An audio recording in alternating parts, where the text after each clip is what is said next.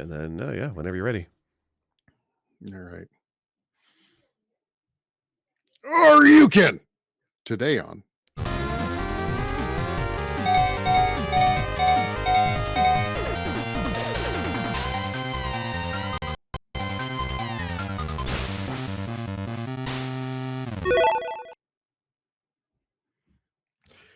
Welcome, everybody, to another episode of Press B to Cancel.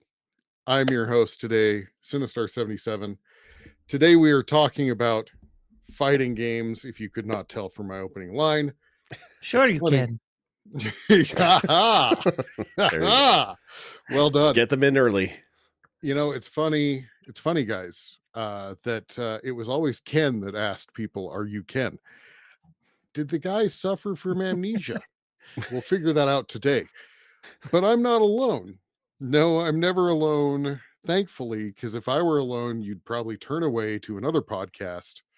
Today, I'm joined by two of my good friends. Jake, how are you today? Doing great for this. Must be a Friday. Must be. And Werewolf, how are you today? I am doing pretty well. I went down memory lane today with a bunch of fighting games. That was a good time. Excellent, excellent. Yes, so we are talking fighting games, a genre unto itself, that has really held on, right? I mean, we are talking today about a at some point, newly released Street Fighter game, Mm-hmm. and coming up, a newly released Mortal Kombat reboot, right? Yeah, it's never been a better time to be a fighting game fan, honestly, because between that, you have a new Tekken coming out as well later this year. It's if you're a fighting game fan, this is the year to get on board because there's just something for everybody right now. Like it's never been this good to have three major fighting games released in the same year. It's pretty awesome. Absolutely. Absolutely. So, gentlemen, I think something that's interesting as I was thinking today on my walk was there were kind of, in my opinion, my not so humble opinion, but in my opinion, there were kind of two golden eras uh, of arcade games. The first one, of course, being upwards from Pong to Frogger to Donkey Kong to Space Invaders. That era. Of course, we can't forget Tron. You can never forget Tron during that era. That game was brutal, but I loved every second of it. And then skip ahead, you had the crash of the video game market, thanks to a lot of things. And then we had a really strong resurgence in the 90s. And I really do feel like I could attribute that to fighting games. Yes, I know Street Fighter 1 came out in the 80s, but we don't talk about Street Fighter 1 It doesn't because you're count. not supposed to talk about Street Fighter 1. Yeah. Other than I want to point out something interesting while I was looking at it today. Street Fighter 1 had a couple cabinet releases. In North America, you got the standard 6 button that we're used to in Street Fighter games. But in Japan, you had an advanced cabinet that had a punch and a kick button that were pressure sensitive. They were kind of big pads, and you would whack them to try to figure out your difference of punch strength or kick strength.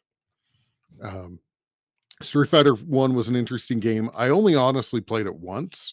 I saw it in an arcade, in my local town, and I had played Street Fighter 2 at this point, and I was like, Street Fighter 1, this is going to be interesting. And I realized why it never made a strong dent. Maybe not a strong Yeah, dent in this the is marketplace, but its legacy it kicked off this whole trend, right? And Mhm, other companies started cloning that genre, and now we have what it is today. It's a wildly mhm. impactful game, even if it was terrible trash.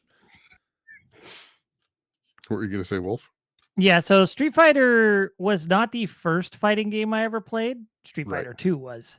right. However, um, sometime after playing Street Fighter, or Street Fighter 2, I did come across a Street Fighter 1 machine at an arcade.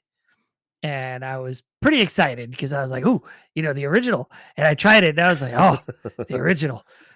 Yeah. You had probably the same experience I did, where like the hitboxes were so questionable. The whole game was just full of jank. Like Yeah. it was jank upon jank, Yes, and it was not the most well crafted game ever. Honestly, I'm surprised it's a game that ended up getting a sequel to begin with. absolutely. But And years later, because yeah, if I remember right, Street Fighter One was like 1986, if I remember, 7, I and think. it was let's yeah, yes, Yeah. 87. 87. Yeah. And it even got multiple ports. It got ported to other platforms as Fighting Mhm. Street. Mhm. Yes. Yes. Which, That I that mean, localization at I work. often I often fight the street. That's why my knuckles are always bloody. I mean, we'll revisit that with another game later. So Yes. But you brought up one of you brought up an interesting point. Oh, Wolf, it was you when you said it was, Street Fighter was not your first, fighting game.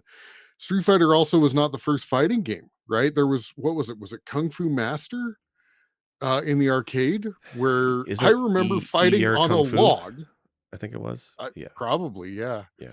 I remember, you were facing off against another player on a log, right? And and it was points based, much like, martial arts tests, right? Oh, and it had 2 So, joysticks. yeah, It's the game that was in, Bloodsport, for those who are trying to put yeah. an image to it. Yeah. I think it was That's like Kung that's an Fu interesting Master, game. something like Kung Fu Master, but Yeah, you're yeah, right. It was Kung Fu. Yeah. yeah. But definitely kind of not, I mean, Street Fighter was not the first, but it also, I think it really kind of defined a lot of the genre, because they did take, jank aside, they did take this, this ladder concept of working through, instead of working through levels and fighting, little minions and then a boss, it was literally a ladder of boss after boss after boss after boss, right? And so, and that's really kind of what we have today in fighting, in the fighting genre. So you also mentioned that Street Fighter 2 was your first. I watched a video today where the person talked about how he unironically heard people in arcades say, "Hey, that was the first Street Fighter," pointing to Street Fighter 2. Like, oh wow. yeah, unironically. Like, well, I mean, there was such a large gap in the timeline as well, right? Yeah. But to a lesser degree, I've run into a lot of people who call Genesis the first Sega. And it confuses the crap out of me because they're like, yeah, this game way back on the first Sega. And I'm like, Master you mean System? Not Genesis? even close And to the they're first like, Sega. yeah, the first Sega. And I'm like, that's not the first Sega. You confused the crap out of me just now, dude. Now, Wolf, did you have a Master System during the Master System era? I did not have one. My cousin and my other cousin had one. Eventually, I bought one of those from one of them. Okay, because I know So that, like, the Master System, yes, it had a presence here in the United States. Yes, I'm United States centric, but I mean, it did not really carry in the United States, right? no. So now here's an interesting question. Because now I'm like, I looked up what you guys said was the original fighting game. I looked up the first fighting game. And apparently, what is considered the first fighting game is a game called Heavyweight Champ by Sega, who's going to have a very big presence in this episode, I think, Sure. from 1976. It was a black and white boxing game. Oh, that's very cool. Now, in my head, I don't tend to think of boxing games in the same vein No, as No. fighting games, right. but Yeah. I guess technically they are, right? It's still fighting. It's still you're in a ring trying to knock the other guy out. I also don't Especially, consider wrestling games as fighting games, but they right. technically are. You got all the hallmarks of a fighting game. It's just dressed a little differently. So you know what the difference I Yeah. So think is, though, is I think it's the way I define a fighting game is one where there's complicated moves to do the moves in game, right? There's inputs you have to do to pull Okay. off special moves. And that goes back to Kung Okay. Fu, right? With its 2 joysticks. The combination of joysticks is what gave off the different moves. Whereas a Sure. boxing You had game, a which is certainly a roundhouse fight, or a yeah, it's certainly a fighting game. It's certainly a fight, but because you're just doing punch button, one button input, I don't think it counts as the fighting genre to me. But it definitely has yeah, because influence. I never considered Punch Out to be a fighting game, but then after I saw no. Heavyweight Champ, I was like, well, maybe. But Punch-Out's Now almost a that I rhythm think game about it, more than a Yeah. fighting the game. first fighting game, the first game I played with what we would consider as traditional fighting game elements might be Black Belt for the Master System.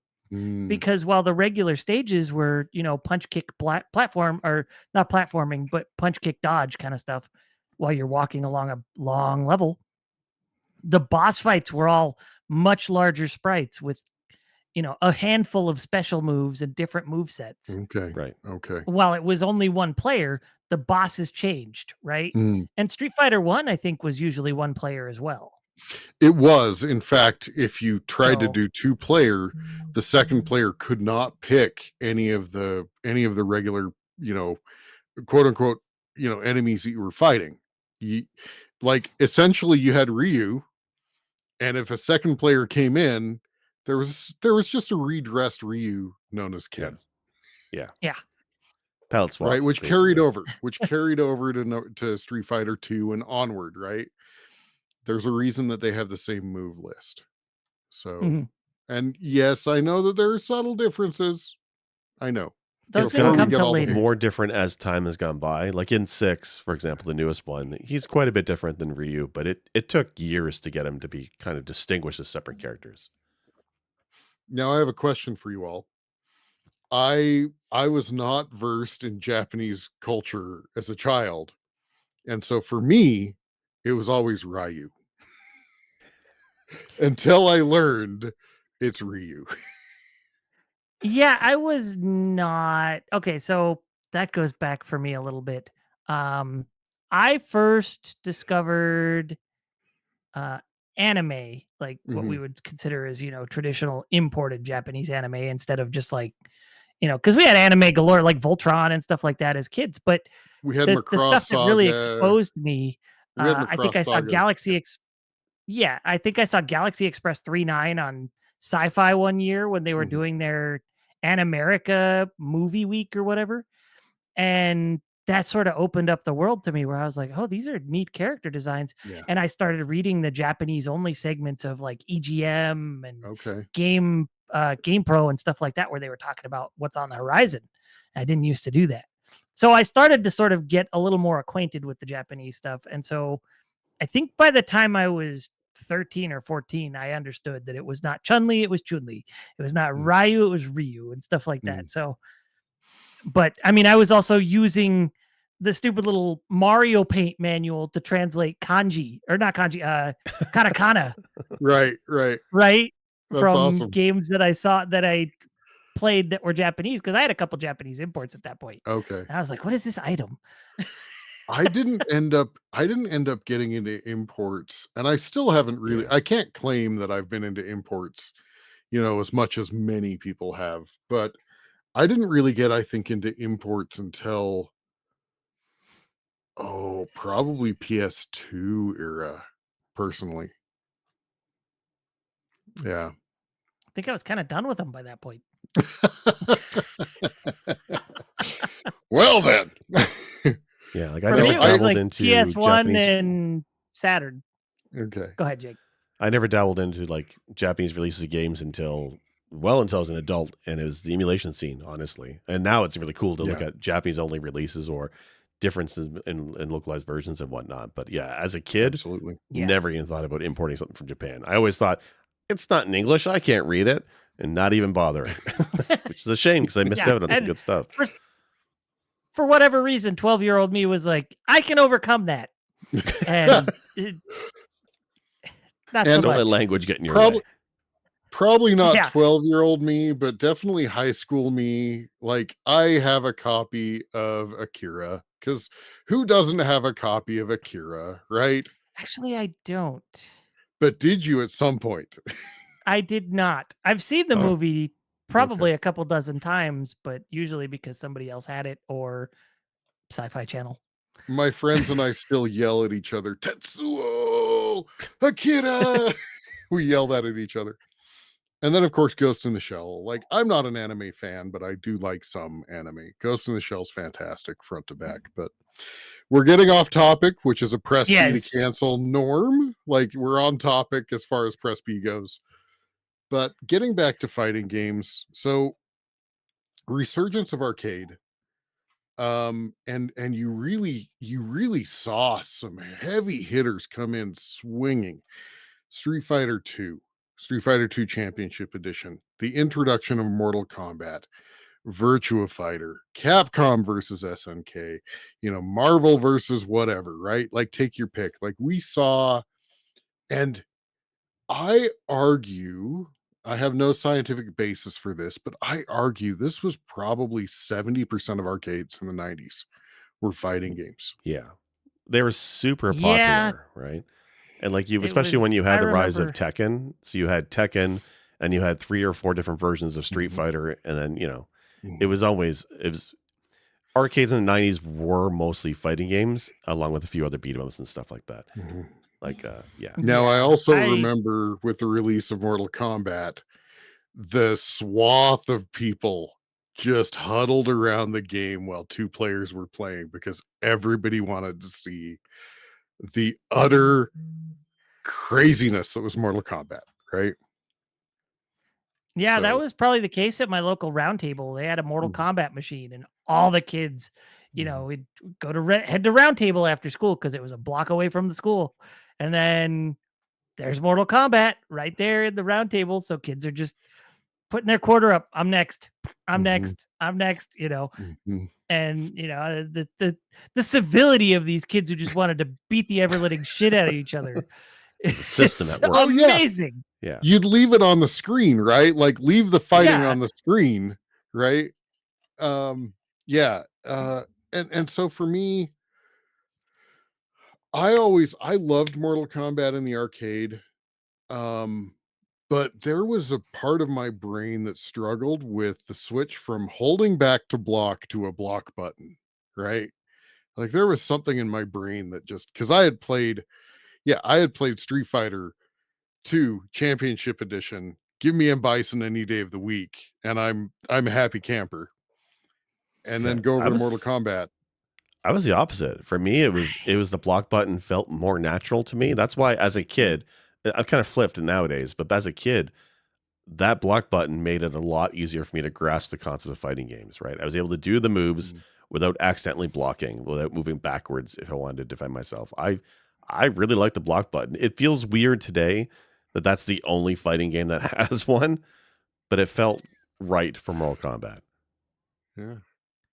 Yeah, I've never been able to adapt to the Mortal Kombat control scheme. Not once. Yeah. I I've think we sucked saw at it the whole damn time. I think we saw that today when you were showing us you playing Mortal Kombat 2. You weren't sweep kicking enough. That's the Me Right. game. sucking Moral ass sweep at this kick. one All right. immediately after I kicked ass at another game. So So so one of the things I wanted to talk about, and I'll do a quick little like back history for me, but I kind of wanted to talk about our memories of, like, the fighting genre, the video game genre. And a buddy of mine and we worked together. We were best friends. We'd sleep over at each other's houses, et cetera, et cetera. But every night after work, we worked in a restaurant. We were both dishwashers. So, of course, we're finishing at midnight. We would walk over to the nearest 7-Eleven and we would play Street Fighter 2 Championship Edition. And it was great times. It was, it's, you think of those member berries, to quote South Park, and it's one of the best times of my life, and it's where I learned to play M. Bison, and to a degree Ryu and Ken. Like, I can do, uppercuts and, the helicopter kick, etc. But give me M. Bison any day of the week, and I could probably wipe the walls with you. But that's kind of my recollection. I never was a huge fan of, until consoles, of like Virtua Fighter or the 3D looking fighter games. So that's kind of my position, kind of getting into it. What about you guys? I absolutely fell in love with Virtua Fighter the first time I played it. Hmm. It That was my type of fighting game. It was it felt like Street Fighter, but not quite as trigger happy, you know what I mean? Mhm. And it Slower was paced. all Yeah. very it was slower paced and there were no stupid, ridiculous ranged moves like the fireballs, right? It was all a little more grounded. You had to be up close and personal to land a hit. And so my brain sort of like, I was like, yes, this is my fighting game. I sunk so many quarters into Virtua Fighter 1, so many, that when I finally saw a Saturn on the shelf and I had the money for it, I was like, yes, that and Virtua Fighter 2, because I know I love the first one. So literally, Virtua Fighter 2 was the first Saturn game I owned. And I played the shit out of it for weeks. I got amazing at that game. I unlocked the secret characters. I got good at everybody in that game. And it was so much fun. So And it had then 3 buttons, right? It was punch, kick, and throw? What was Virtual yeah, it Fighter? had punch. No, it had punch, kick, and guard. Guard. Okay. So it was also not, So it was, I block I button. say that the block button never really registered for me, but I think that's just the way Mortal Kombat is. My brain doesn't grasp the pacing and the weird inputs of the game. Like my brain doesn't register. Like I can be okay at Street Fighter. I'm pretty Yeah. good at King of Fighters, but for whatever reason, Mortal Kombat just doesn't click with me. But yeah, Virtua Fighter, the Sega lineup of fighting games in general, even Sonic Fighters, right? I got Virtua Fighter, I got Fighting Vipers, Last Bronx, Fighters Mega Mix, all of those I thought were absolutely spectacular. I'm sad we've not seen a resurgence of Fighters Mega Mix. Seems like Sega, with all the IPs they've got, seems like that's something they'd revisit. But Sure. It's and interesting because like taking a because like they just released they had a Virtual Fighter 5 a couple years ago, so they have brought back that one. So I'm surprised they yeah, didn't try Virtua bringing back Fighter. something else, because like I like Virtual Fighter in that very deliberate when you do your moves, when you're dodging or moving back and forth, punch, kicking. It's very deliberate when you do the moves, and there's nothing really quite like that. Even there are other Sega games like Fighting Vipers, which is the one I like a lot, but that's a much faster paced game, right? More in your face, It is. actiony. Same control scheme, Yeah. but a lot faster pace. But the Virtual Fighter had a very unique style. Very few games do it. Tekken kind of, but Virtual Fighter is definitely its own space. I think one of the Yeah. reasons I wasn't a huge fan of Virtua Fighter, because I mean, I did get into it. We had our Dreamcast episode, and I talked a little bit about Virtua Fighter, but I think the reason I never got into it in the arcade in particular is it doesn't have that button mashing mentality. Because as you said, it's deliberate, right? It is a Yes. deliberate move. Yeah. Yeah. And I honestly, I remember when I got a Dreamcast and Virtua Fighter 3 came out, I was super excited. I went and bought it. I was so mad. I hated it. What I was I thought never different about Virtua it? played Fighter it. 3 was trash. I don't know. It felt even slower than Virtua Fighter usually was, and more floaty, to the point that it felt like you were waiting constantly for anything to happen. And Oh. I never felt like that with Virtua Fighter and Virtua Fighter 2. Like, yeah, the gameplay was slower than Street Fighter or Mortal Kombat, but it was still like you'd run up, bam, Yeah. you gotta unload a combo really quick. And I felt like everything took forever in Virtua Fighter 3. So I honestly haven't touched it again since. 2 Was is it still my favorite. something that would be interesting to kind of figure out on that is we talked about in our Dreamcast episode, we talked about it had a limited number of polygons that it could show on screen at a time, right? And I gotta wonder if in Virtua Fighter 3 maybe they tried to push that limit and it made the inputs laggy, maybe. Well, 3 was Dreamcast, so it was all new. It That's what was I the mean. Naomi Yeah. board at that point. So I don't know. But I Yeah. don't know, because like you look that at one what didn't else was click on the for me. Dreamcast, right? Like Soul Calibur was on the Dreamcast, and it was an Oh, amazing looking game, Mhm. right? yeah. Like it's that Soul we said Calibur before in was past great. episodes, it was better than the arcades because the graphic hardware on the Dreamcast was better than what they had in the arcade. It's wild. Mhm. So Now, Yeah. I never liked Soul Calibur quite as much as Soul Blade or Mm, Soul Edge, hmm depending on we're talking about home or arcade. But I always liked that one better for some reason. I feel like the RPG mode that it had in the home version that was cool. kind of Yeah. outshined what it Mm. had in Soul Calibur. And then Soul Calibur 3 got something that was sort of that and I kind of enjoyed that as well. And then Soul I Calibur 3, I think, was the one where you got to start actually dressing your characters and mm, unlocking special outfits Think so, or yeah. like outfit pieces. So I liked Soul Calibur 3 a lot. I was a total Soul Calibur slut. I'll be honest with you. Like I Was I Ivy love your character's choice? well, I mean, no, honestly, Voldo was my character of choice Ah, yes. more often Leather than not. Daddy. Yes. But if I wanted, I'm not above a little eye candy. If I wanted a little eye candy, hey, you play Ivy for a minute, right? And you turn her sword into the chain whip, right? And teenage me was all in, right? No, Yeah. I was a Voldo character. Part of the reason I liked Voldo, he had a good move set, but he also had it's one of those funny things where you take the humor over the move value, the spinning move until he falls down like and can't stand up for a second, right? Like I Yeah. absolutely just love that and laughed at it for to no end. So yeah, Voldo was my character. The reason I was into Soul Calibur was that was one of the first fighting games I could actually play decently because of the mashing. We were mentioning mashing earlier because you had characters like I think it was Maxi and Tacky. Tacky, like literally her bread and butter combo is like punch, punch, punch, punch, punch.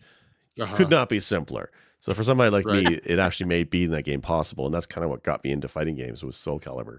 I really like that Yeah, one. with Soul Calibur, if you got the move started early enough, you could knock him out of ring easily, That right? was fun too. I mean, Yeah. yeah. And then of course, we talked about this before the episode, but following them out of the ring was always a joy as well.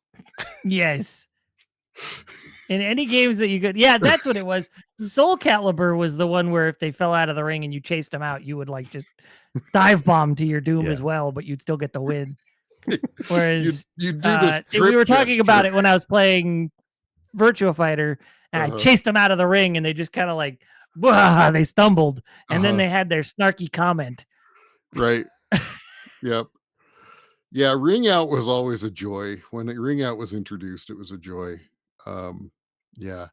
So going back a little bit in history, because we were talking Street Fighter 2, I did want to touch on, the quarter suck that is Street Fighter 2 or Street Fighter in particular. And it's interesting because as we've been a bit we now have the technology to capture and essentially track frame by frame. The amount that Street Fighter 2 was cheating was epic. The Street Fighter 2 CPU cheats like nothing else. Invincible moves, invincibility where like literally somebody would start a sweep on you and they would interrupt, or, Guile not even having to, bend down to do his razor kick. And so, it's interesting that back in the day, they just kind of, and rightfully so, they knew that you wouldn't see at that frame level what was happening. But Yeah, now that we Well, have it, we can validate. but like you figure for other games in the arcades at that time period, Mhm, AI for enemies wasn't as important, right? You're looking at shmups, mhm. the enemies move in a pattern. You're looking at platformers, the enemies move left to right. It's really only when you look at fighting games that you actually need decent AI if you're going to have computer opponents, and it's tough to do. I can see why they did it, although I do wish Guile wasn't so super cheap in the combat. But at least with well, fighting games, the appeal of fighting games though was the multiplayer with another human, right? So at least more often than not, you're yeah, Absolutely. playing somebody else. But I see why and then the you AI was kind consider of weird. you also have to consider like you're getting quarters constantly when you've got people fighting each other Yes. because they're Yeah. just they're turning each other into mashed potatoes and gravy in seconds, Right. right? Right. And then Three. that's another quarter. Yeah. So they Yeah. Two had to to. make the AI characters be able Mhm, to do that to the players so that they continued the quarter suck instead Sure. of getting through all 12 characters on one quarter, right? Yeah. Yeah. Like you got to Oh, you figure speak. that's probably why arcades in the 90s were full of fighting machines is because of how much money they were making because of that very reason, Oh, yeah. right? Like games Yeah. are Oh so yeah, short. I remember GameWorks when they got the new Tekken. I think it was Tekken 3, something like that. They had one of those giant Tekken 3 machines Oh with yeah. a big old screen so everybody in the arcade could see it, right? Yes. I was It was about to actually ridiculous. I was about to talk about that where like you kind of got the next generation of the same fighting games, but they like introduced the giant screen and then they backed out the console portion so that the players, were standing back and it created this entire like area that people could Well, I watch the mean, battles.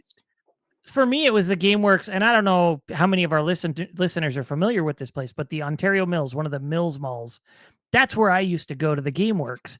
And this was a machine that you could see from the food court, right? Mm, And the mm, GameWorks was attached to the food court, but it was like you had to go through the entrance and walk in, and it was in the dead center of that GameWorks was a big ass arcade. You could see the Tekken machine from the food court. It was so big. It was like, come join us, play arcade games, right? right, Well, there's just right. some arcade games the machines had such a presence. I don't know if you guys have ever played Killer Instinct in arcades by Rare. Oh, I love That Killer machine was Instinct. Yeah, I massively didn't like it. huge, and the sound Yeah. was always cranked up to 11, and it was just Mhm. booming. That game Oh, yeah. I demanded your remember that. presence in your quarters. And when you looked at the attract mode, the graphics in that thing were just next level. I'm terrible at Killer Instinct. I don't like the game very much, Yeah. but I have to respect the way it sounds and the way it looks. Like it Oh, just Well, stood out. there are certain Killer sounds. Instinct like stepped up the tech that was used for Yeah. Donkey Kong Country and turned it into a fighting game, right? The Right. visual tech. Right. That's basically what it was. It was all that same pre-rendered sprites that looked 3D, but Yeah. at the arcade, it was way prettier than on Super Right. Nintendo. Yeah. So it was like, wow. And then you see somebody playing as Orchid, and Mhm. even though you don't see crap, she opens her vest and flashes Riptor, and his eyes bulge out of his head to die. And it's like, I gotta play this. This game's absurd. Like, how is this a game on Nintendo? Yep. Oh yeah. So you talk about the visual aspect of, from the food court. The mall that I went to as a teenager, the arcade game center was a tilt for us, but it was not visually available, but it was near the food court. And I still hear in my head Mortal Kombat's finish him, which of course is a draw. And then we talk about Killer Instinct and hear the combo breaker, Yeah. right? Like, You could Yeah. hear that across the yeah. arcade. It was so Uh-huh. loud. It was epic. Yeah. Yeah. Mhm. Uh-huh. Yeah. So yeah, this genre, I really feel like it drove 90s video games. I really do. No. Yeah, Yeah. I would say that. And unfortunately, there were some that really tried to change up the mechanics a certain amount that didn't really succeed so much. Mhm. I've talked about Tobal before, Tobal number 1, Tobal 2. They added a sort of RPG mode into them. It's not the way that Soul Edge did, Soul Mhm. Blade, whichever one you want to call it. But instead, you would build up your character running around through the dungeon, right?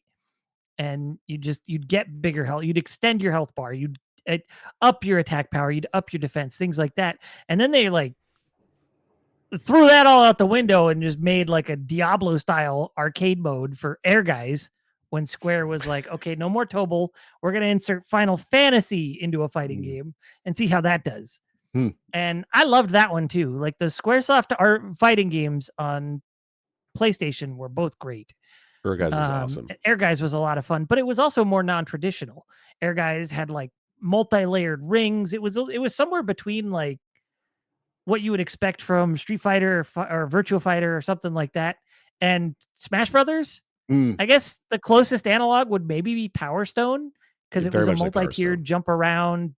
Yeah, and Power Stone was a great one on Dreamcast. My brother absolutely loved those, and so I played them some, but I was not nearly as good at them as him. But yeah, like Tobal and Air Guys, those are some of my fondest fighting games. I have another I one don't that have was familiarity impactful with for those. mechanics. We're talking about games that brought something new to the table, and that's the idea of a tag battle, right? Where you have another you pick 2 or more characters Right. and you're switching off. Right. For me, Mhm. it really kind of coalesced around Marvel versus Capcom. I mean, there was ones Mhm. before that. There was Street Fighter versus X-Men and stuff, but Marvel versus Capcom is the game where you had Street Fighter characters, you had Darkstalkers characters, you had X-Men in there, you had Cyclops and whatnot in there, and you also had characters like Mega Man, like in his pint-sized glory. You had Mega Man. Mega Man, But Jill Valentine, yeah, like it was Ryu. nuts. Yeah. Yeah, Strider for some reason. So that Marvel vs. Capcom is Mhm. fantastic. And for me, because I always had issues with doing Dragon Punch motions, like forever, I couldn't do them. So, but the Capcom Marvel vs. Capcom game, you didn't necessarily need to use that for all the characters. There was characters I could play, and just the idea of the super jumps and the crazy combos, and everybody had really awesome super moves. The game was just a spectacle, and it was easy to pick up and play. So, and tag battle is something you see even today in a lot of games. Like people love the tag battles. Mm. Yeah, I never got to play X-Men versus Street Fighter, which was really the beginning of the Versus series. But I do remember I borrowed from a buddy of mine Street Fighter versus no Marvel versus Street Fighter, and that one I had a lot of fun in. That one was a great game. I had a blast Yeah. with that. And then that's when it evolved into the other stuff, Marvel versus Capcom, and I have SNK. Yeah. Marvel versus Capcom versus SNK. I still have that. I love that game. That's a good one too. And Yeah. I love the fact that, some people are Street Fighter people, some people are, SNK people. And it meshes the two and lets you choose which control scheme you want. So even if Right. you're unfamiliar with like one of those universes' control schemes, you can use the other universe's control schemes for those characters. You could play Terry Bogard like a Street Fighter character and it'll work. It's got those mechanics. It was a really cool idea. I love it. Well, SNK was 4 buttons, right? I think it was 2 punches, 2 kicks. I want to say. Yeah, I think so. Yeah. But yeah, I love that they did that. Man, those were such good games. Yep. So I remember so interestingly enough, so now maybe you guys have a little bit a little bit more background than I do on this, but so kind of genre adjacent, I adore the puzzle fighter games. I adore the puzzle fighter games. Sinstress and I, we built our relationship playing puzzle fighter against each other. And my buddies and I, when we would play puzzle fighter, we had a rule that was winner out. So the loser had to keep playing until the loser could win. And it was brutal. Yes. Uh-huh. And I have the HD remaster on my 360. I do which too. Of course, they remastered everything but the sprites. Yeah. That's perfect. I think it's hilarious. Yeah, the sprites are what makes it though. Yeah. Yeah. Like all the gems are like 3D and pretty. And the characters are still those like super low res, super deformed characters. It's so great. Wouldn't take it any other way. We used to hear the obviously Japanese vocal speech, but we used to translate it into like what we heard in English. So there was like there's a little to the left and a little to the left. Like we're like, what's a little to the left? Like we had like birthday boy and we had all sorts of like what we heard instead of what they were saying. And we like my buddy and I still quote them sometimes to this day. Oh yeah. Oh yeah. But I learned of the character Dan through Puzzle Fighter. Mm-hmm. And Akuma for me. Well, but for Dan, so if you're familiar with Puzzle Fighter, there's a thing called a counter gem. And it's basically how the pieces fall down if you send them to the other player. Like it's the pattern that they come down in. And Dan's is awful. It's literally just red. It's just red no matter what. Yeah. Right? And from what I understand, and maybe you guys can help me out with this, I didn't have experience with the Dan character until Puzzle Fighter. But from what I understand, Capcom took Dan as a treatment of somebody else's IP and basically said, this is a horrible character. We're going to make a joke character called Dan. I don't know how true that is. Maybe, Jake, you're nodding. Do you have some history on Dan? So at the time that Street Fighter 2 was really popular, but then you had SNK coming in on Neo Geo hardware doing a bunch of other fighting games, right? Art of Fighting and, of course, King of the Fighters. That's the big one. So, but their style of fighting game was obviously similar to Street Fighter 2, but the character designs were kind of like Dan. They had a very unique style to them. Like average Joe goes to a street fight Mhm. type thing. Like Terry Bogard had fucking a baseball hat and jeans, and he's in there fighting. So when Capcom made Dan, they made him as like a satire parody of SNK characters. But the funny thing with Okay. Dan though is he's actually like a fan favorite. A lot of people like the character. They like to play as him. He's almost always, underpowered or nerfed in some way to make it difficult to win with him. Like Y his fireball Yeah, his super is like fireball goes, super like, close literally range. that far, Yeah, right? but Yeah. people like Uh-huh. it because it's almost like Yeah. a challenge to use him and win. So when I was in Yeah, arcades, he's like a people used hard Dan mode. all the time. Yeah.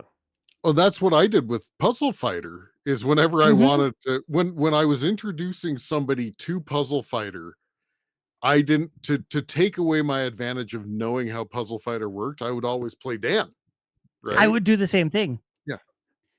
And so because of my love of Puzzle Fighter, when I saw Pocket Fighter on the shelf at the store, I had to grab it.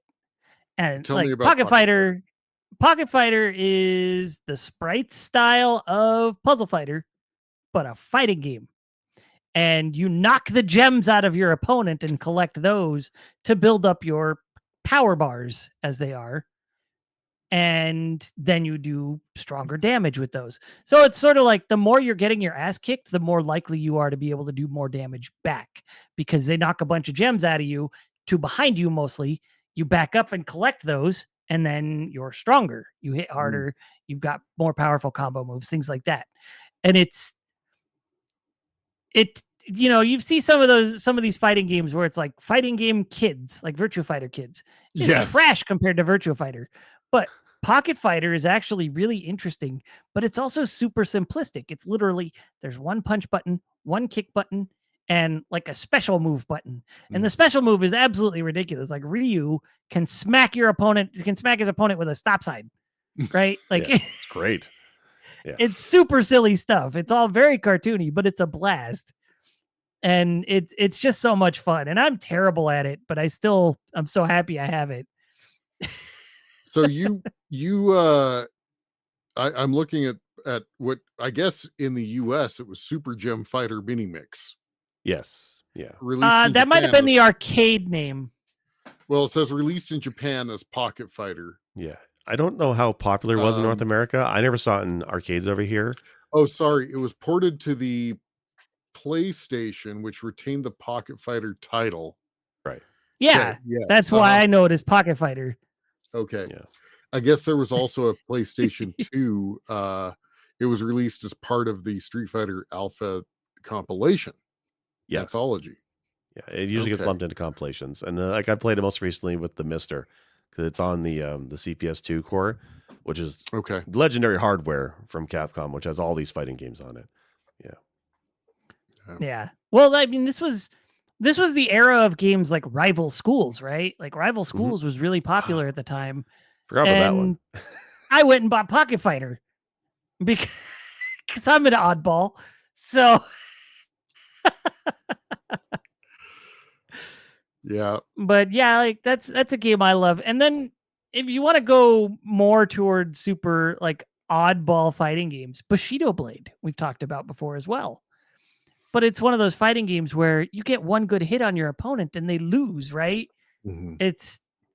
But it's a really cool game because there are tactics to it. It's got the whole 3D movement, and it's tactical. You guard, you strike at the same time, overpower your opponent. But at its core, it's still a fighting game. You nick their shoulder It's and got suddenly their arm is just laying limp because you just severed the Yeah, artery you in their could arm. They break can't their move it anymore. arm, or you break their arm, or you break their leg, and then they're sort of like on their knee, dragging themselves with their other foot as they sort of kneel scoot toward you. Like straight out of Monty Python. It's funny. Nice. It's Nice. maybe not intended to be funny, but I love Bushido Blade like quite a bit. Yes. I don't know. Bushido Was that Blade ever in was an excellent arcades? one. I don't think it was. No, it was not. It's too bad. Another so the one of the most oddball fighters there ever was probably would have to be Clay Fighter. You guys remember Yes. that one? Yes. I loved Clay Fighter. On I the SNES. hated Clay Fighter. It was so stupid. Everybody I knew loved it. I just remember the N64. Was the N64 version that had a Blockbuster edition that you could rent? that had exclusive characters. I remember renting it for the N64 and hating it. Hmm. Huh. It's the tech is neat. I Maybe. like the claymation, but the Hmm. gameplay was so hard. Yeah, as a technical piece, it was really cool because it was just, I mean, it was Mortal Kombat, right? But with Hmm. instead of digitizing people, it was digitizing claymation. Right. So it Right. was a pretty neat in that regard. But I think Sure. Clay Fighters number was up the moment it released, right? It had a ticking time bomb of lifespan because we were going to get to 3D eventually. Yeah, and the competition was so fierce at that time, right? I Hmm. mean, it came out and tried to compete during the era of Street Fighter 2, Turbo, Alpha, whatever your edition, or Mortal Kombat, 1, 2, 3, whatever. I mean, the competition was fierce and There was well known. there was definitely a bunch of failed fighting games from that time period, right? Like I remember there's a lot of hype to bring a really quality fighting game home to consoles on Genesis and SNES. And I remember the behind the scenes development articles in GamePro and EGM about Weapon Lord, which was Mhm. like really interesting Mhm. animated game, Mhm. but when you actually played it, it was awful. Or similarly, Primal Rage with the dinosaur fighting game, right? There was really a Right. push to make other fighting games kind of capitalize on Street Fighter 2 success. I don't. Do you guys ever play? Tournament Was it fighters. Time Killer? I think it was called Time Killer. It was in the arcades. It was a 2D fighting game, but its gimmick was you could slice arms off, like you'd see the bone and the muscle around it, but it was all 2D animated. Somehow worse looking than Street Fighter 2. But I think it was Hmm. called Time Killers. That's the one I remember playing as a kid. My mom walked into the arcade asking me, "What the hell are you playing?" Because it was this awful fighting game. It was not gory like Mortal Kombat, but it was trying to be that with Street Fighter 2. So plenty of failed For fighting me game franchises. for me, kind of the secondary, if I had quarters in my pocket and there wasn't a Street Fighter or there wasn't a Mortal Kombat, for me, I turned to the Neo Geo, Yeah, the MVS. I can Hmm. select up to 10, different games depending on the MVS console.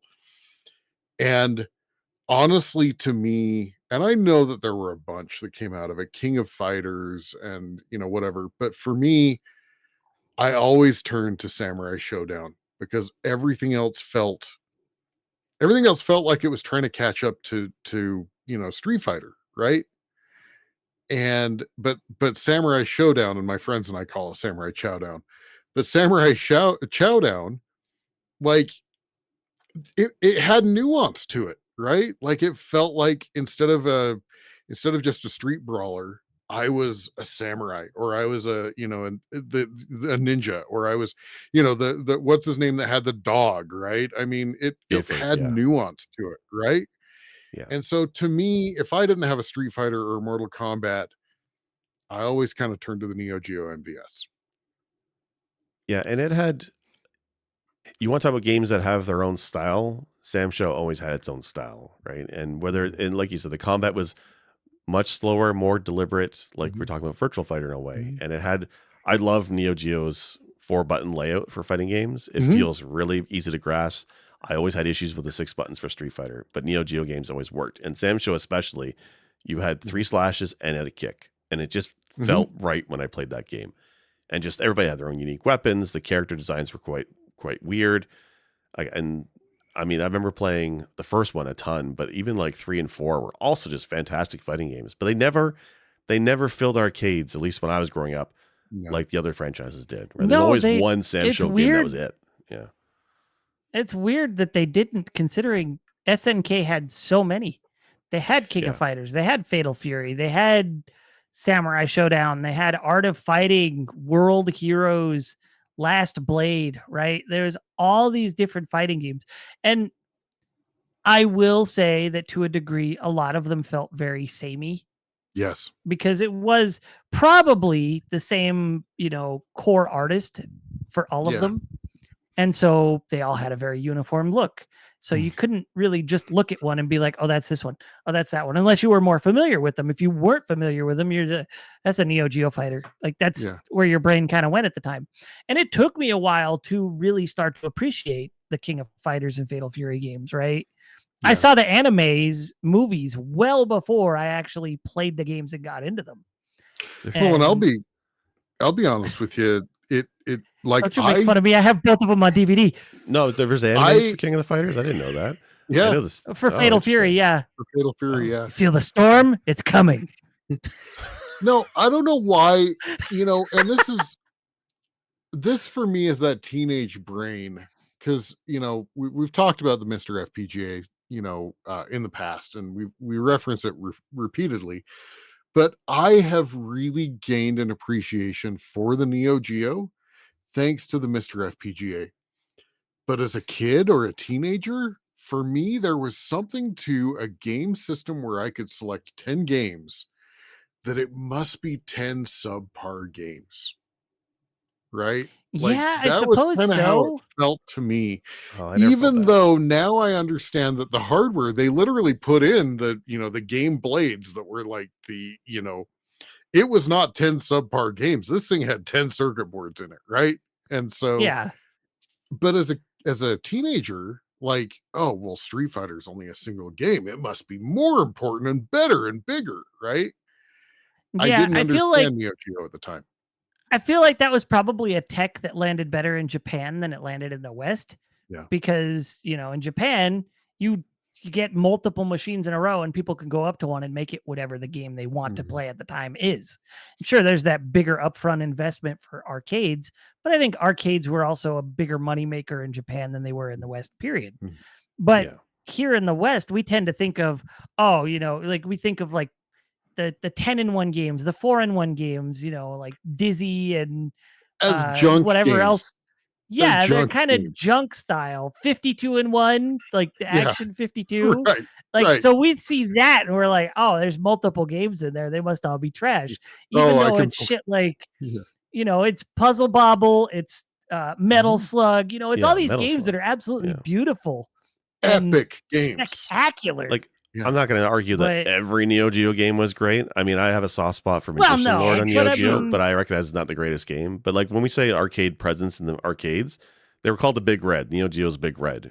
Like Mhm. I love Yeah. that machine. If I ever win the lottery, I'm putting one behind me. I want the big ass Ah, red machine with the huge yeah. screen, the striking layout, and it has 4 or 6 games. But like for me, like Bomberman on Neo Geo, it's fantastic. I do like Magician Lord. Yeah. Puzzle Bobble is Yeah. just like there's nothing like it. Like Y it's an amazing game. Jake, There's so you many great have it games Yeah. on there. today. You have Well, it today. yeah, I have it on this, but I don't have it on the big red Sinistar. I want the big red arcade machine, but they're expensive. But I thought all yeah. the Neo Geo games in arcades were fantastic. Like Metal Slug. I mean, granted, they all felt the same, but they're always fun to Sure. play, right? So I Yeah. love Neo Geo games. I don't know. I felt like it's as Wolf and I were talking about. I felt like somehow they squashed 10 games in this. It must be garbage. Yeah, I well, never felt that. again, that's because we didn't understand it. Like Neo Geo was trying to get as many games out there as possible without requiring purchase of multiple cabinets, which, from an arcade owner's perspective, up front, that's great. That's the investment of, one cabinet gets me 4 or 6 games instead of one cabinet gets me one game that Mhm. might have 6 months of life, and that'll be that. Right. Well, you did Some have of these that to games were total flops. You had that to some degree too. That's what when they say arcade JAMA boards, right? Like JAMA was a standardized interface for slotting in arcade PCBs, right? So that at least if you're an arcade owner, you could use the same overarching hardware and monitor and controls and Right. slot into the game. So Aside from the Yeah. burn-in that's now in your LCD screen. well, yeah, that's true. And some of Yeah. those burn-ins are, oh my, that local arcade I went and checked out, and it was fun. I had about a week ago, I went and played at an arcade that's not too far from here. They Mhm. have Street Fighter 2 where, me and Yeah. my wife got to play and kick each other's ass back and forth till she just kept picking Blanca and I was done. They had Mortal Kombat 2, which I freaking hated.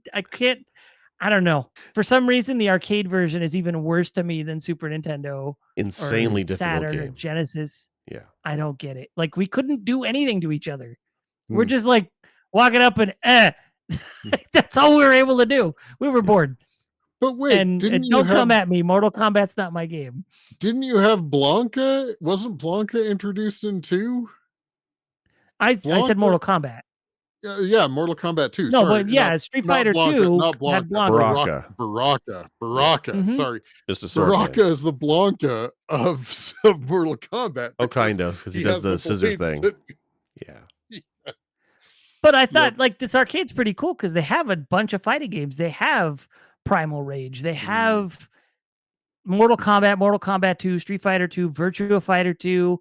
Like I was in heaven with some of these. They had Killer Instinct. Mhm. I was like, I'm dragging my kid around the arcade. You got to try this. You got to try this because it was just you buy a pass and then you could play for free, right? Like all the games you could play. So I Yeah. was like, come on, let's try this. Come on, let's try this. And it's like I didn't really think of it at the time, but we kept playing in a game and I'd kick his ass and he'd be like, "Come on, Dad." I hate That's this how he game. learns. Yeah, Welcome to the pain train of parenting. Get good at Killer That's Instinct, right. son. That's right. This is what you do. That's right. Yeah. No, I got to admit, I never got into them.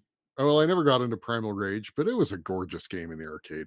It was a gorgeous game yeah. in the No, arcade. I'm not like it was just fun seeing these games, right? They Yeah, had so many fighting absolutely. games, and they have for everybody. It's not like they just have Mortal Kombat and Street Fighter.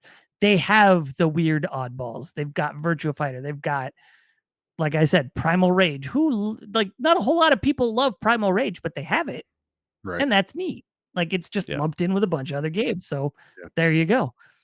And I mean, obviously, it wasn't an arcade full of fighting games. They had everything, but like we're talking about fighting games, so that's why I'm talking about them specifically. But man, that was really cool to experience that again. And the burn in on a lot of these was so bad. I can't tell you how many console arcade games I saw that were repurposed 1942 games, and I knew that they were repurposed 42 games. Because that Because you game, can see the burn in. because Yeah. literally the edges never changed in 1942, so it burned in hard. You Like, see the ocean. Yeah. yes, yeah. So let's bring it forward a little bit. Let's bring it to kind of the modern era. So I have a love-hate relationship with modern fighting games.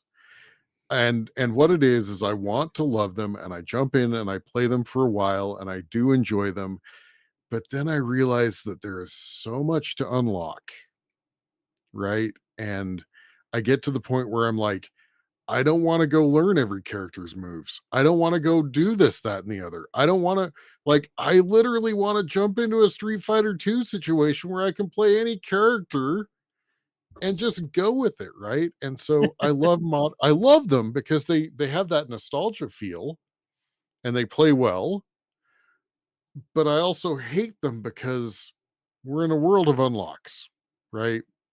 And I don't know that it translates for me. How about you guys? I mean, unlocking characters? Unlocking characters or figuring out entire move sets because Yeah. they've changed everything, right? So, Like, so the you know, good and bad I with modern fighting games is they're on home release on home consoles, and they almost always include nowadays a tutorial mode. And it's some games do it better than others, but games like Street Fighter 6 and Guilty Gear Strive, their tutorials are excellent with multiple lessons showing you how things work, showing you frame data, how combos work, and they really break it down. But the problem with modern games is you're not learning all the characters. You really just need to look at a few, find one you just vibe with, and you're learning that one character, maybe two. Mhm. But I don't think anybody in their right mind can learn an entire roster anymore. They're just too different. Like, yeah. Maybe that's what it is for me because I can go to Street Fighter 2, you know, Championship Edition, Turbo Edition, whatever edition, and I can spin up Dalsim, I can spin up Chun-Li, I can spin up E Honda, I can spin up Ryu. You know, I mean, I love M Bison, but I can spin up almost every character and I have 90+% of their move, like, you know, it, as muscle memory at this point, right? And that's yeah. well, that's kind of how I got with King of Fighters at a point, but I feel like King of Fighters actually sort of kept the move sets intact from iteration to iteration for the most part. Even So the game I was looking for earlier that I was like, I thought I had this on PS2, and then I was like, oh no, it must be on Xbox, and I went and checked. I don't have it on Xbox. Apparently, I have it on Steam. I had it on one of those before, but now I have it on Steam. I must have been like, I love that game, so I bought it. It's King of Fighters 14, the 3D King of Fighters, right? And I'm pretty sure that played almost exactly the same as the 2D games in terms of move sets.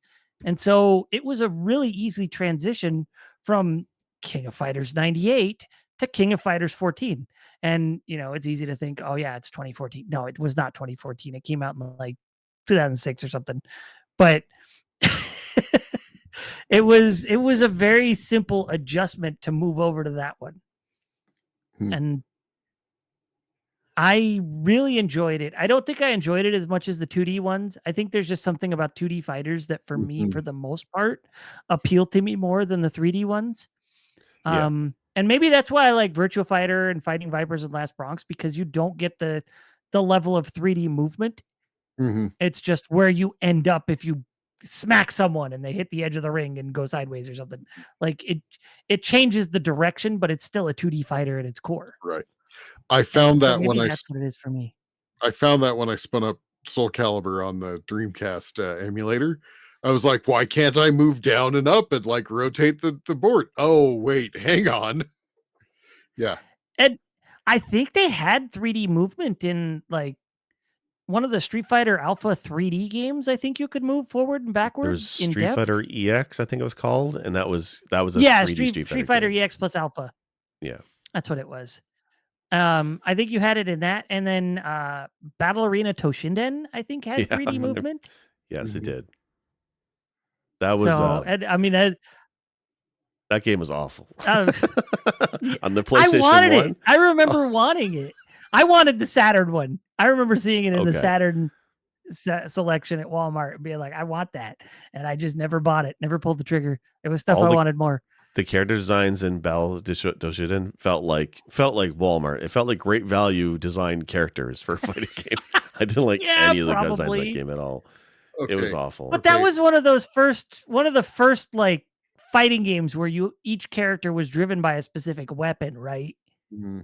Was it? Where it felt like the character's weapon changed their core play style heavily, because it was before Soul Blade. I think Soul Blade perfected it. Soul Calibur perfected it, but Battle Arena Toshinden was kind of the beginning of that to me. Mortal Kombat pulled that in at one point as well when they had their different stances. You had each character, like at one point they added multiple stances to the characters. Oh, that was I don't 4. remember when that might have been the yeah. Anyway, okay, remind me. I know I asked this earlier when we were talking offline, but remind me, what game has a NASCAR car as a fighter? That's Fighters Mega Mix. Okay, so let me dig into Fighters Mega Mix a little bit more. It's essentially it took what made Fighting Vipers great, and Fighting Vipers was like we were playing. Sinistar watched me play that earlier for like 20 minutes, and it's about as 90s as a fighting game gets. Right, in the Japanese arcade version, Pepsi Man was a playable character. And so, awesome. You'd occasionally see a story of somebody, like in a magazine, somebody would write in saying, hey, I saw Fighting Vipers with Pepsi Man in my local arcade. And then they'd get a response being like, well, that's because they've got to flip to the Japanese version. And they're not supposed to do that because Sega has a deal with Coca-Cola in the US. So that's a big no-no. But Fighting Vipers was cool because it like your characters had an armor system. So you could break their armor, and then those characters would get faster but take more damage. And then to finish a match, like the ring out was, they would break the friggin' wall of the arena and go flying. And sometimes it was flying off a building because you're on a rooftop or a big elevator or something like that. And they're just fly down into the city below. Yep. But that's what that was. And Fighters Mega Mix took that engine and sort of built on it and incorporated various Sega IPs instead of just Fighting Vipers and Virtua Fighter. You could be the Daytona car, the Hornet, which is just silly. You got this car that's walking on its back 2 tires, punching with its front 2 tires, right? It's so good. It's actually hunched to sort of have a stance. It's so weird. I'm gonna have to look this up on YouTube It's- after. It's one so of the good. quirkiest fighting games I've ever played, and it's also one of the best. Yeah.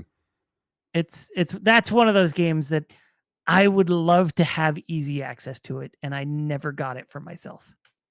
It's problem because like a lot But of the it's characters so that are much in that fun. game are very, very, very Japanese centric, right? Not just rights and stuff, but just that Japanese humor that it didn't really translate over here so well. In today's world, though, Well- like I don't understand why they don't make a collection of those games and put them on Steam, right? Take Fighting Vipers, take Virtual Fighter, Fighters Yeah. Mega Mix, Virtual Fighter Kids. They should just do a collection and throw it on Steam. Like I think it would totally sell. I just think they should reapproach Fighters Megabix, and I said this earlier in the episode, with just their modern IPs they've got. They can do a new engine. They did it with Sonic and Sega All-Stars, where it's not just a Sonic racing game, it's a Sega racing game. Right. Why not just do it again with Fighters Megamix? They've done other fighting games that breached on their more traditional IPs, right? There was Golden Axe the Duel. Yeah. So Right, yep. they could bring in all these various IPs into one umbrella for a fighting game. Sega has what could be like a Street Fighter style game with a sort of Smash Brothers feel to it because of the sheer Mhm. amount of quirky characters they can throw in there. And I feel like this feel may like be they an should. episode that we need to do is, what IP should be I think we've done it as conversation through episodes, but maybe we need to do an episode that is what IP do you think we should, a company should bring to, today's market, right? Can you imagine a Sega fighting game where you have Ryu from Shenmue versus Kiryu from Yakuza? I would just be all over that. That would be amazing. I know. Dude, like the Like a Dragon franchise has so much potential to just make Yeah. a fighting game as it is. I'm surprised they But But haven't, if right? if Yeah. Sega did a new Fighters Mega Mix, they have so many great IPs that people absolutely love. They would snap this game up because, and I believe I mentioned this in our Dreamcast episode, but Shenmue felt like Mhm. an RPG Virtua Fighter to me. And Right. that's part of what I liked about it so much. Yeah. So yeah, this would work. I really feel like they need to revisit this. And when I was playing Yakuza, it feels like what Shenmue wanted to be. Yeah. Mhm. for And so sure. again, that fits. All these games that aren't really fighting games but kind of are, they can make a big huge fighting game out of, and it would be great. Yeah. And I don't know, like Sega keeps making subpar Sonic games. and don't get me wrong, Frontiers is great. So they finally got it right again after a long time. Right. But they could put some of that money into a Fighters Mega Mix, and I think it would do well because you can cater to the big major fans of like a Dragon and Sonic and Virtua Fighter and all these sort of like smaller IPs that they made with fighting games over the years, and then do throwbacks with like Fantasy Zone and Alex Kidd and Golden Axe, and there's so much they could do with it. This Especially needs if to be they a thing. especially if they treated it a little bit like a Smash Brothers-esque kind of game, because that, like, look at how massive Smash Brothers is, right? Yeah, Sega can challenge them, The problem but they though don't. with that is there's a reason I don't though, is because Smash, whatever formula that Sakurai and Nintendo have figured out, just works. And I don't even think they It's can do another true. one of those. Because there's been other platform fighters PlayStation since Battle then. Royale, PlayStation All Stars Battle Royale Yeah. was trash. Yeah. Mm. But It since wanted to then, be great, and it just wasn't. but since then we've had Rivals of Aether. We've had there's the Nickelodeon one that just came out and is doing terrible. There's the What? Warner Brothers I one. know, The Warner I Brothers thought- one was released and they de-released it, saying it was early access and it's being taken offline until they can refinish it. So everybody, Sure. some companies made a platform Wow. fighter outside of Smash. It's not done well. Oh, So I thought wait, Nickelodeon All Stars was well received, just didn't sell very well. it didn't sell well because it was a budget title.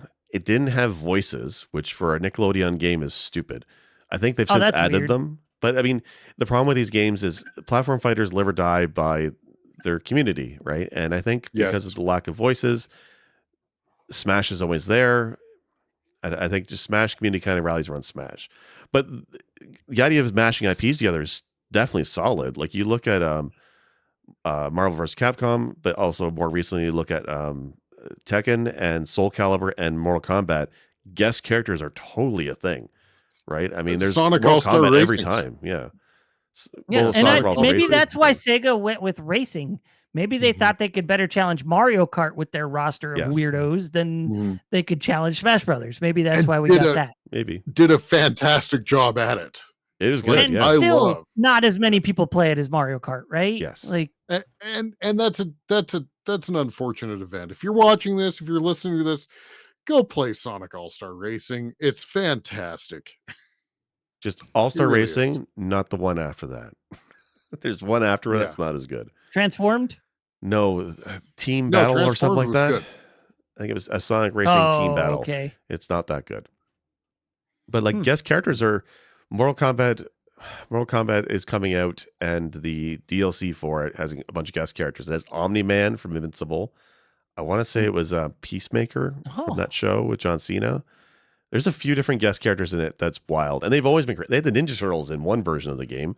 RoboCop Well, has been in a few. Terminator, like they had Freddy and Freddy, Jason, and So, I mean, yeah.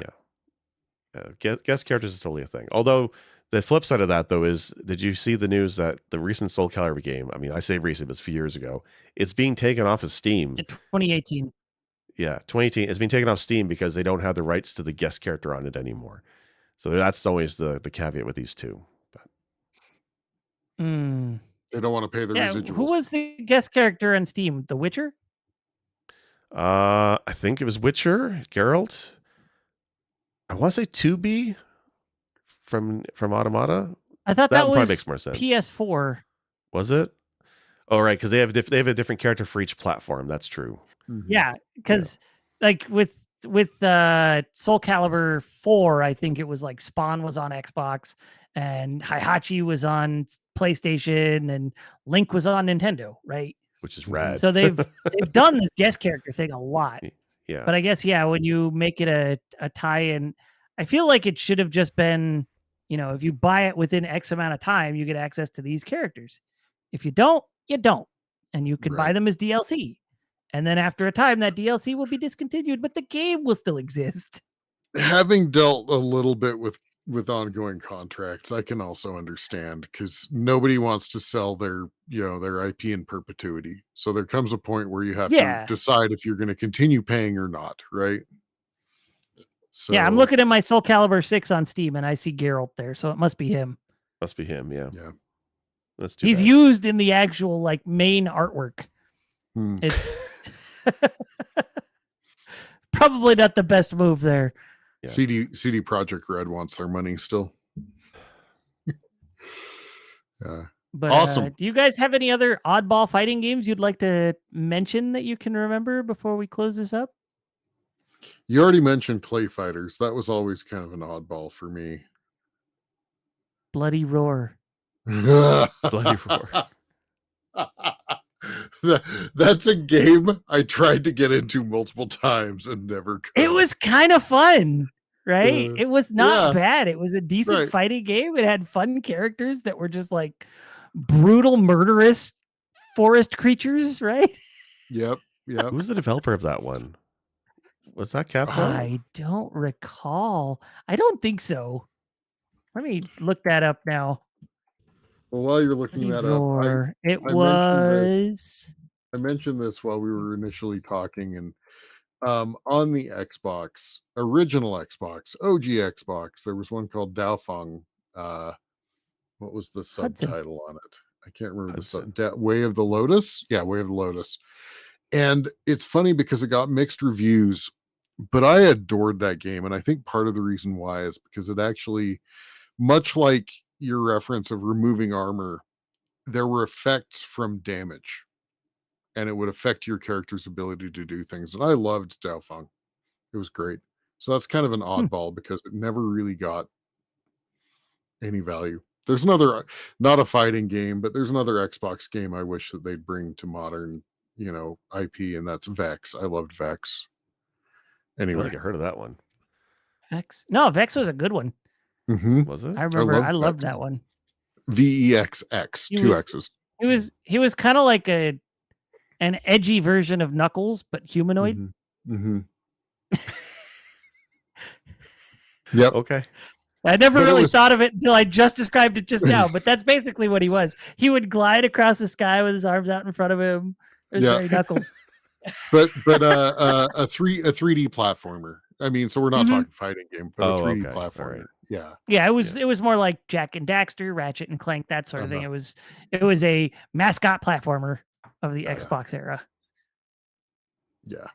So I'd love to see that one brought forward. Not a Oh, fighting game, so really not appropriate, but so speaking of gimmick fighters, kind of, so we're talking about the Mister CPS2 core has all those Capcom fighters from the 90s everybody loves. They did release an updated hardware called CPS3. Didn't do very Mhm. well in the arcades, and there's only a handful of games on it. The famous one is Street Fighter 3, which Mhm. a lot of people love that one. But there's a game on there called Red Earth is what I played in American arcades. It's also called Warzard or Warzard in Japan. That game is worth trying out. I think it's on the Capcom Fighting Collection, if I'm not wrong. There's only like 3 or 4 characters in the game, but as you progress through the story, you unlock other moves in the game. So it's kind of like a fighting game with unlockable moves. Really cool, and I really want to play it again. I'm waiting for that support on the Mister because I want to check out Warzard or Red Earth again. That was a fun one from Capcom. It's coming. Yeah, Hotego is making good progress on it. but like really Speaking big of sprites. CPS3, the other franchise that made use of the CPS3 besides Red Earth and Street Fighter 3, JoJo's Bizarre Adventure, which I've Oh, right. never played one, but I do remember it getting a lot of magazine coverage back in the day when it came out. People really like I've just JoJo's the anime. Like it's I've a big fan community. never I've touched it. tried getting into it. I have to give it another shot though. It's weird for sure. Apparently there's a few it's funny because there's overlap between the Oingo Boingo fan base and the JoJo's fan base because there are characters named Oingo and Boingo. So of Yeah. course, those who are rabid Oingo fans are like, I gotta see what this is about. And then they get into the anime. But apparently because of that, I read that there's a couple seasons like somewhere in the middle that are not so great. And then they sort of reboot the universe at a point, and then those seasons are good again. Interesting. But I'm speaking very like beyond secondhand at this point, right? Yeah. So I The way I can't say for understand sure. it is it's like every season or so is a different generation of the JoJo family or somebody with the name of JoJo in some way. It is a good anime. I want to watch all of it, but it's a time thing. But it's like any anime, it's got good and bad seasons. I mean, Dragon Ball Z had the Boo saga. Nobody likes Boo. What? How could you not like Boo? For that reason. Yeah, I don't Puffy like Boo, and I pants and didn't. his neck thing, I or his didn't. tail thing. I'm not a Dragon Balls fan, and I didn't know Boo, and I don't like Boo anymore.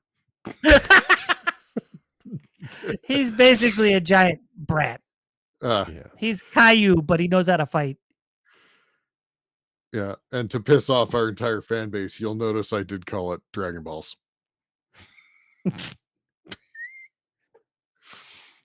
Dragon these nuts. I watched a little bit of Dragon Ball.